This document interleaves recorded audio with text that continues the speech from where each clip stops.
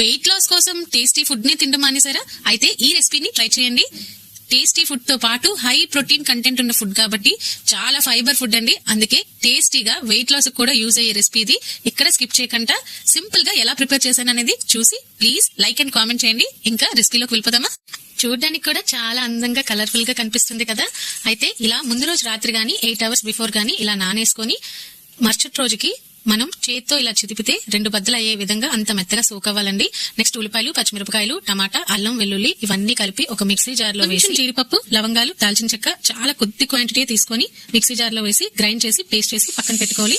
ఇప్పుడు ఆయిల్ వేయగాన ఒక చిటికెడు పసుపు వేసి వేయగాన మనం గ్రైండ్ చేసుకున్న పేస్ట్ వేసి ఉప్పు కూడా వేసి బాగా కలుపుకొని విజిల్ లేకుండా ఒక 5 నిమిషాలు మూత పెట్టి బాగా ఉడికిన తర్వాత ముందుగానే నానబెట్టుకున్న రాజ్మా వేసి ఉప్పు కారం కూడా యాడ్ చేసి మనం మగ్గించుకున్న మసాలాలోన మొత్తం రాజ్మా పిక్కలన్నిటికీ ఉప్పు కారం మసాలా బాగా అత్తుకునేలా కింద పైన మొత్తం దోరగా కలుపుకొని వేయించుకున్న తర్వాత చాలా ముద్దగా థిక్ కన్సిస్టెన్సీలో ఉంది కాబట్టి తగినంత నీరు వేసుకొని ధనియాల పొడి, జీలకర్ర పొడి కూడా వేసుకొని ఈ మాత్రం పల్చటి టెక్స్చర్ వచ్చే వరకు వాటర్ యాడ్ చేసుకొని బాగా కలిపి కుక్కర్ మూత పెట్టి మీడియం ఫ్లేమ్ లో 4 to 5 విజిల్స్ రానివ్వాలండి.